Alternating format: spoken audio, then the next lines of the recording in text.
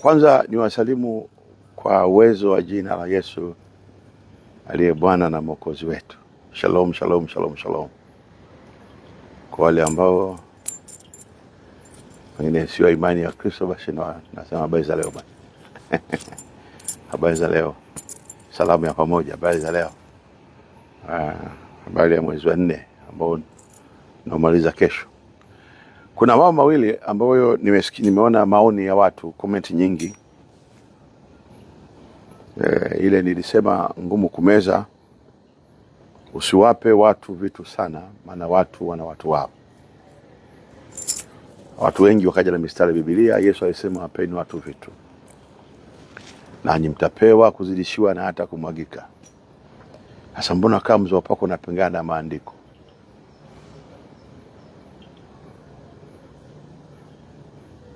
Mimi cha kwanza elewa, mimi ni kabila langu, mimi ni Mnyakyusa.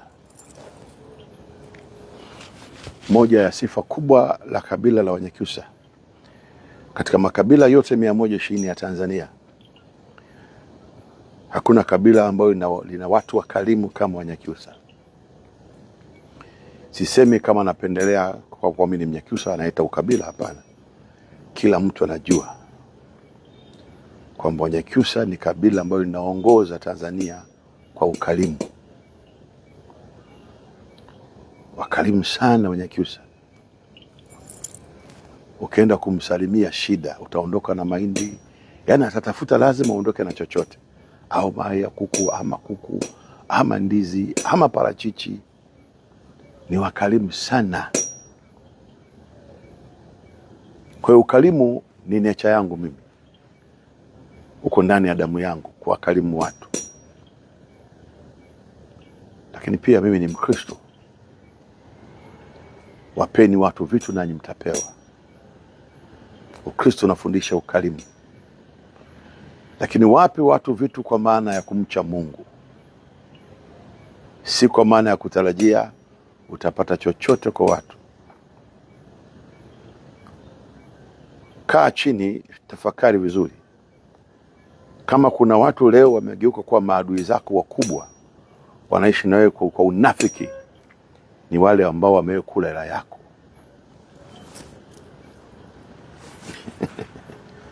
Wale ambao umewapa nyumba wakakaa bure miaka 5 bila kulipa kodi.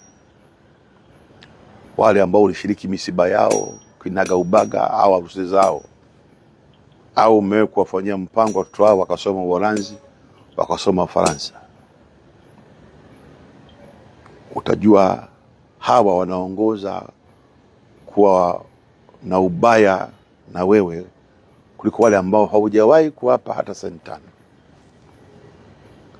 Wale ambao wamekula hela yako, kwanza walikushukuru, baadaye walitarajia, mwisho wakadai. Tuliza tu akili. Kwa hiyo wape watu vitu, shukrani mwachie Mungu. Lakini hata kwenye kuwapa watu vitu, Biblia inatufundisha kiasi. Unatoa kwa kiasi. Usitoe msaada mpaka ukapitiliza. Toa msaada kwa kiasi. Kiasi ni maisha ya Ukristo. Kiasi ni maisha ya Ukristo.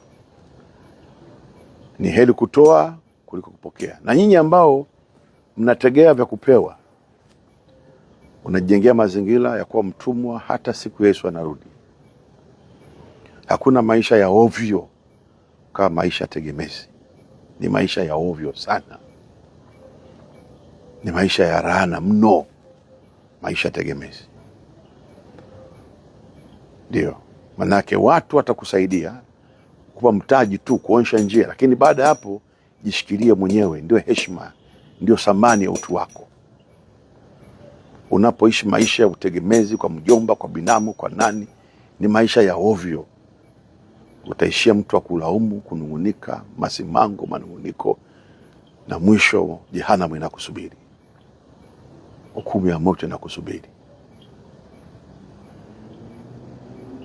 Narudia tena, hakuna maisha ya ovyo. Yako mengine yote, yako mengine ya ovyo, lakini pia hata maisha tegemezi. Biblia inasema Anayeomba ni mtumwa kwa yule anayeomba. Anayekopa na anayeomba ni watumwa kwa yule. Na watu ambao tegemezi hawana sehemu katika baraka za baba Ibrahimu. Usitegemee utamwona Mungu kiuchumi, wewe ambao unategemea jasho la wengine. Usitegemee. Ukitaka utu wako uwe na thamani na Mungu akusaidie, ishi maisha ya kujitegemea. Mungu anamwambia Ibrahimu, nitakubariki wewe, utakuwa sababu ya wengi kubarikiwa. Watu wakihitaji msaada wanakwenda kwa baba Ibrahimu. Abrahamu baba yetu alikataa vya bure. Soma Biblia. Alipewa shamba la Makpela bure, alikataa. Akasema nimeinuia juu mikono Mungu aliye hai. Akapewa fedha na Melkizedeki ya bure, mfalme wa Sodoma, wakati wa Melkizedeki, akakataa. Alisema nitaishi kwa jasho langu. Sitaki mtu yoyote awe na ubia na kufanikiwa kwangu. Nataka mnionyeshe njia tu ya kufanikiwa. Lakini ndafikaje na kwenda niacheni mimi na Mungu. Nyie mnionyeshe tu njia kwenda China, Uholanzi, kwenda Marekani, kwenda India, kwenda Nigeria, kwenda Ismani, Iringa kulima mahindi.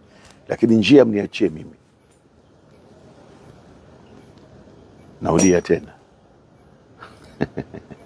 Usiwape watu vitu sana, maana watu wanao watu wao. Hilo la kwanza. Lakini la pili, nimezungumza msimamo, watu wamejadili msimamo. Kuna misimamo pia ya kijinga ipo. Sio kila msimamo. Iko misimamo ya kijinga. Iko misimamo ya ovyo. Misimamo kwa mfano ya kuingilia maisha ya watu. Unakaa kwenye mtandao chako pale, unafuatilia maisha ya mtu ambaye hayakuhusu. Hayakuharibii wala hayakutengenezei. Kazi yako ni kuchokora chokora tu maisha ya watu, chokora maisha ya watu ambayo hayakuhusu. Yaani mzopako hapo nianze tu kuchokora chokora wa Luteri, na chokora tu wa Pentecost, na chokora tu si wa Katoliki, na chokora wa Islam ambao hanihusu. Na chokora jirani yangu, gari la kwake, maisha ni yake, hanihusu. Hawajibiki kwangu na mimi siwajibiki kwake. Yeye anawajibika kwenye familia yake na kanisa lake na kabila lake na nchi yake na kwa Mungu wake. Na mimi nawaonyeni sana. Ukitaka uishi maisha machache, anza kutishia heshima za watu. Kama hata kuwa kwa vibaka watakuroga,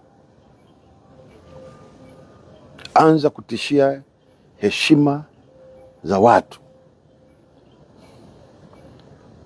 Yaani uwepo wako wewe unatishia heshima za watu. Anza kuingilia maslahi ya watu na familia zao. Kama watakuroga, watakuua.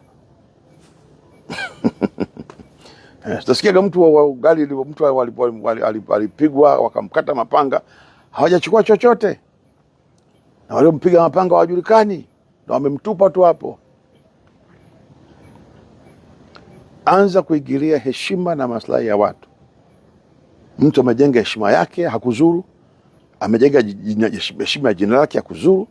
Amejenga heshima ya taasisi yake, biashara yake, hakuzuru. Wewe unaanza kuchokora maisha ya watu. Hayakuhusu, hayakuzuru, hayakupunguzii, hayakuongezei. Mwiko haimo katika Biblia. Usihukumu, utahukumiwa. Ole wake mwenye kuharibu kabla hajaharibiwa. Mimi nakuonya tu. Mimi ni nyani aliyezeekea porini. Nimekwepa mishale mingi sana. Sasa mnyani ambaye kazeekea porini alikwambia njia usipite ukamkaidi,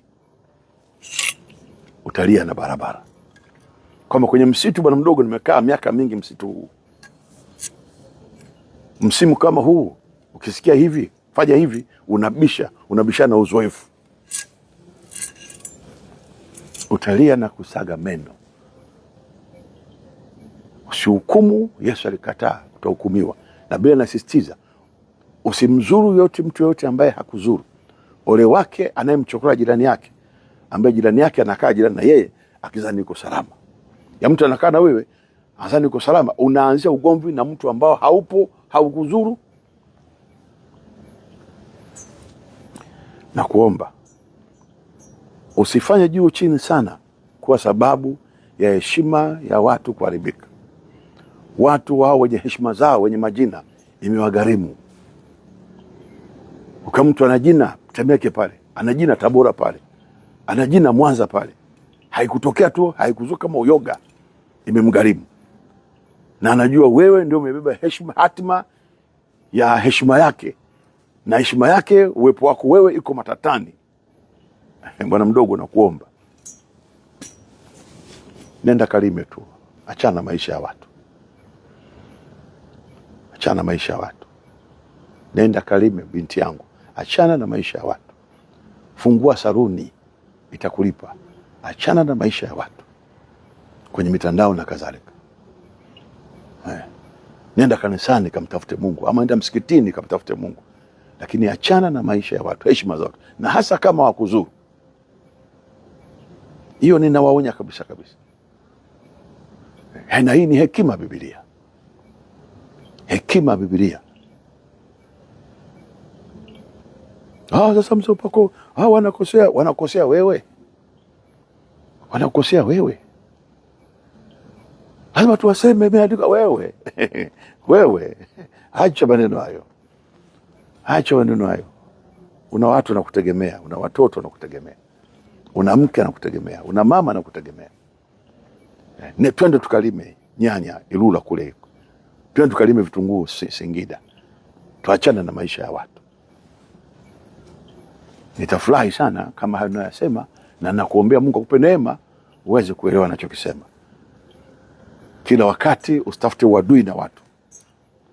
Haya ni majira ya kutafuta urafiki. Ongeza marafiki, usiongeze maadui. Ongeza marafiki bila kumkosea Mungu. Ongeza marafiki bila kuikosea Biblia, bila kukosea sheria za nchi. Ongeza marafiki. Hasa ni jioni sana, sio muda wa kuongeza maadui, ni muda wa kuongeza marafiki, na anayepata marafiki anapata tunu. Naitwa Anton Thomas Usekelo. Tunakwenda Msata kula nyama choma pale, tunachoma nyama mbuzi pale na nyama ile mdudu ule. Karibu twende Msata tukale nyama. Asante sana.